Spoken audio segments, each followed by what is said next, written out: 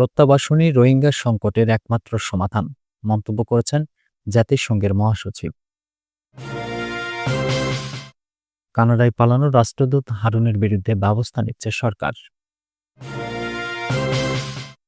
এদিকে পররাষ্ট্র উপদেষ্টার সঙ্গে জাতিসংঘ মহাসচিবের বৈঠক। সর্বশেষ জানাবো, দুই বিভাগে ঝড় বৃষ্টির আভাস। শুনছিলেন সংবাদ শিরোনাম। পুরো খবর জানতে ভিডিওটি শেষ পর্যন্ত দেখুন। সর্বশেষ খবর পেতে চ্যানেলটি সাবস্ক্রাইব করুন। এবারে জানিয়ে দিব বিস্তারিত। প্রত্যাবাসনই রোহিঙ্গা সংকটের একমাত্র সমাধান মন্তব্য করেছেন জাতিসংঘের মহাসচিব।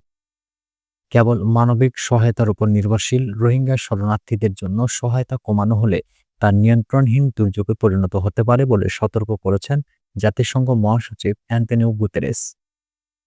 শুক্রবার কক্সবাজারে বিশ্বের সবচেয়ে বড় শরণার্থী শিবিরে লাখো রোহিঙ্গা শরণার্থীর সঙ্গে ইফতার আয়োজনে যোগ দিয়ে এ সতর্ক বার্তা দেন তিনি। রোহিঙ্গাদের জন্য যে বরাদ্দ ২০২৪ সালে ছিল তা ২০২৫ সালে এসে ৪০% কমে যাওয়ার পরিসংখ্যান তুলে ধরেন জাতিসংঘ মহাসচিব। তিনি বলেন, এটা হবে নিয়ন্ত্রণহীন দুর্যোগ, যেটাকে আমরা নিতে পারবো না। মানুষ দুর্ভোগ পোহাবে, এমনকি মারা যাবে। সুতরাং আমি ততক্ষণ পর্যন্ত কথা বলা থামাবো না যতক্ষণ আন্তর্জাতিক সম্প্রদায় এটা বুঝবে যে বাংলাদেশে থাকা রোহিঙ্গা শরণার্থীদের জন্য সহায়তার বাধ্যবাধকতা তাদের রয়েছে। তবে শেষ পর্যন্ত প্রত্যাবাসনই যে রোহিঙ্গা সংকটের একমাত্র সমাধান সে কথা তুলে ধরে জাতিসংঘ প্রধান বলেন, শেষমেশ মিয়ানমারেই সমাধান পেতে হবে আমাদের। এখানে থাকা সব শরণার্থীর স্বেচ্ছা, নিরাপদ ও টেকসই প্রত্যাবর্তনের পরিবেশ তৈরি না হওয়া পর্যন্ত আমরা ক্ষান্ত হব না। অন্তর্বর্তীকালীন সরকারের প্রধান উপদেষ্টা অধ্যাপক মোহাম্মদ ইউনূসের আয়োজনে রোহিঙ্গাদের সঙ্গে এই ইফতার অনুষ্ঠানে যোগ দেন 4 দিনের সফরে বাংলাদেশে আসা জাতিসংঘ মহাসচিব। কানাডায় পালানো রাষ্ট্রদূত হারুনের বিরুদ্ধে ব্যবস্থা নিচ্ছে সরকার। মরক্কোতে দায়িত্ব পালন শেষে দেশে না ফিরে কানাডায় গিয়ে রাষ্ট্রদূত মোহাম্মদ হারুন আল রশিদ ফেসবুকে অন্তর্বর্তীকালীন সরকারের সমালোচনা করেছেন। এমন কর্মকাণ্ডের জেরে রাষ্ট্রদূত মোহাম্মদ হারুন আল রশিদের বিরুদ্ধে শাস্তিমূলক পদক্ষেপ নিচ্ছে সরকার। এ বিষয়ে বিস্তারিত জানিয়ে শুক্রবার একটি বিজ্ঞপ্তি প্রকাশ করেছে পররাষ্ট্র মন্ত্রণালয়। এতে বলা হয়, গত ১১ ডিসেম্বর মরক্কোয় বাংলাদেশের রাষ্ট্রদূত মোহাম্মদ হারুন আল রশিদকে দেশে প্রত্যাবর্তন ও অনতিবিলম্বে মন্ত্রণালয়ে যোগদানের জন্য আদেশ দেওয়া হয়। এ সত্ত্বেও তিনি স্বপদে বহাল থেকে এবছরের ২৭ ফেব্রুয়ারি দায়িত্ব ত্যাগ করেন।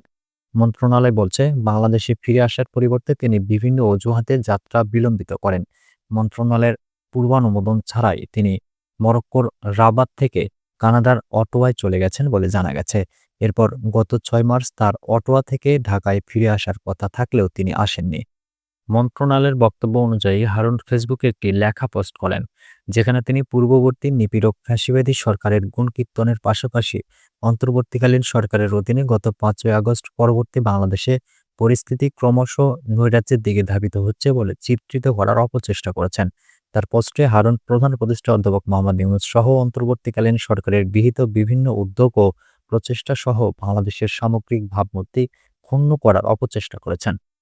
আরও বলা হয়েছে, প্রধান উপদেষ্টার নেতৃত্বে বর্তমান বাংলাদেশে বিরাজমান পরিস্থিতি এবং বাস্তবতাকে সম্পূর্ণরূপে বিকৃত উপস্থাপন করে ফেসবুকে এ ধরনের লেখা সম্পূর্ণভাবে অগ্রহণযোগ্য এবং এর বিষয়বস্তু গভীরভাবে উদ্বেগজনক। পররাষ্ট্র উপদেষ্টার সঙ্গে জাতিসংঘ মহাসচিবের বৈঠক। পররাষ্ট্র উপদেষ্টা তৌহিদ হোসেনের সঙ্গে দ্বিপাক্ষিক বৈঠক করেছেন জাতিসংঘের মহাসচিব অ্যান্টোনিও গুতেরেস। বাংলাদেশ সফরের দ্বিতীয় দিন শুক্রবার সকালে এ বৈঠক অনুষ্ঠিত হয়। শুক্রবার সকাল ৯টায় রাজধানীর ইন্টারকন্টিনেন্টালে বৈঠকটি শুরু হয়।